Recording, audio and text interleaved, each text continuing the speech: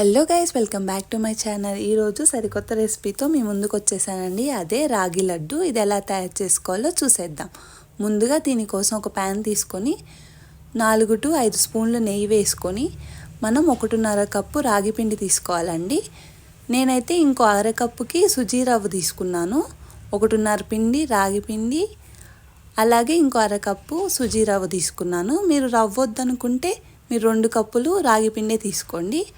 ఇలా లో ఫ్లేమ్లో ఉంచి మంచి కమ్మటి వాసన వస్తుందండి రవ్వ బాగా వేగాక.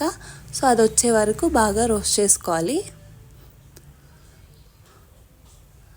అది బాగా రోస్ట్ అయ్యాక మనం ఆల్రెడీ ముందుగా తురిమి పెట్టుకున్న ఎండు కొబ్బరిని దీంట్లో యాడ్ చేసుకోవాలండి. అదొక కప్పు.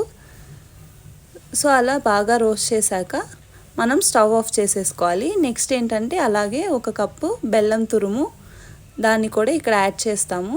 యాడ్ చేసి బాగా కలుపుకోవాలండి. బెల్లం అనేది బాగా మిక్స్ అవ్వాలి. సో అలా బాగా మిక్స్ చేసేసాక మనమైతే మూత పెట్టేసుకుంటాము.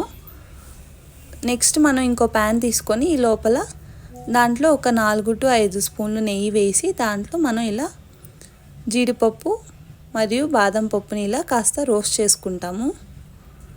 సో చూసారు కదండి, ఇలా కొద్దిగా రోస్ట్ అయ్యాక మనం దీంట్లో ఆ డ్రై ఫ్రూట్స్ని అయితే యాడ్ చేస్తామండి విత్ గీ. సో వేసి బాగా మిక్స్ చేసుకోవాలి. చూసారు కదండి, ఇలాగా మంచిగా కలుపుకోవాలి. సో నెక్స్ట్ మనం ఏం చేస్తామంటే కొద్దిగా పాలు వేసుకొని దాన్ని మళ్ళీ బాగా మిక్స్ చేసుకోవాలి. సో మనం పాలైనా వాడచ్చు లేదా నెయ్యి అయినా వాడచ్చు. నెయ్యి వాడితే కొద్దిగా ఎక్కువ రోజులు స్టోర్ ఉంటుంది.